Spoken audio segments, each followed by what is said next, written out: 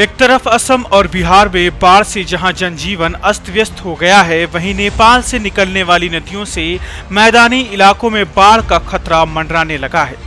बात करें अगर यूपी के महाराजगंज जिले की, तो पिछले कई दिनों से हो रही मूसलाधार बारिश से ग्रामीणों पर एक बार फिर बाढ़ का डर सताने लगा है।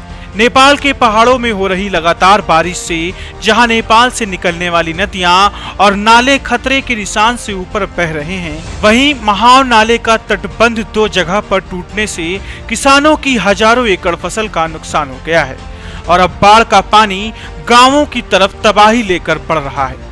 वहीं चंदन नदी के उफान से ठूटीवारी इलाके के आधा दर्जन गाँव बेहद प्रभावित हुए हैं। जिले की गंडक, चंदन, व्यास और रोहिणी नदियां खतरे के निशान से ऊपर बह रही हैं। बता दें कि महाराजगंज जिले में कुल 6 नदियां नेपाल से होकर निकलती हैं। नेपाल में भारी बारिश और चेतावनी के बीच भारत नेपाल के सीमाई इलाके में चंदन नदी के उफनाने और महाव नाले के तटबंध टूटने से दर्जन भर गांव प्रभावित हुए हैं।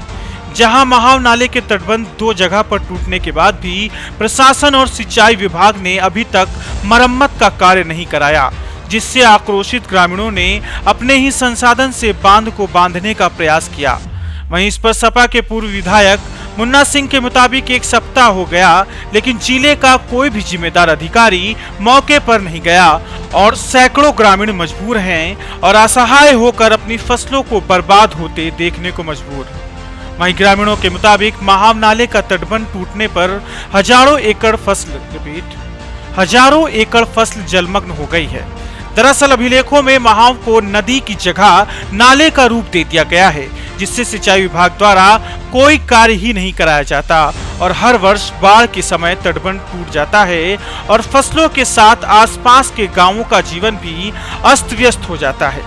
ग्रामीणों ने मुख्यमंत्री से गुहार लगाई है कि महाव नाले को नदी का नाम दिया जाए, जिससे हर वर्ष बाढ़ की विभीषिका से बचने के लिए आवश्यक कदम उठाए जा सकें।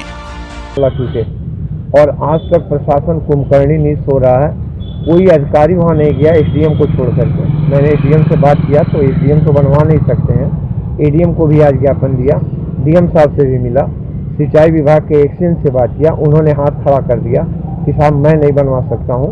इसके बाद से एडीएम साहब ने कहा हम इसकी जाँच करवाएंगे, जबकि अभी यहाँ पे उत्तर प्रदेश सरकार के सिंचाई मंत्री जी आए हुए थे और उन्होंने घोषणा की कि जहां भी टूटे हैं उन तटबंधों को बांधा जाए, जबकि सन 17 तक की स्थिति ये रही कि जब भी बंधा टूटता था तो सीडीओ साहब और डीएम भी क्षेत्रीय अधिकारियों को सतर्क कर दिया गया है।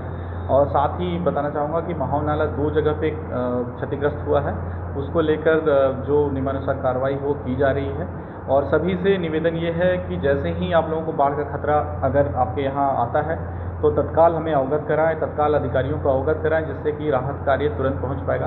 अभी कहीं भी हमारा आबादी के क्षेत्र में बाढ़ का पानी नहीं गया है, कहीं कहीं पे फसलों का नुकसान हुआ है, उसका आकलन किया जा रहा है।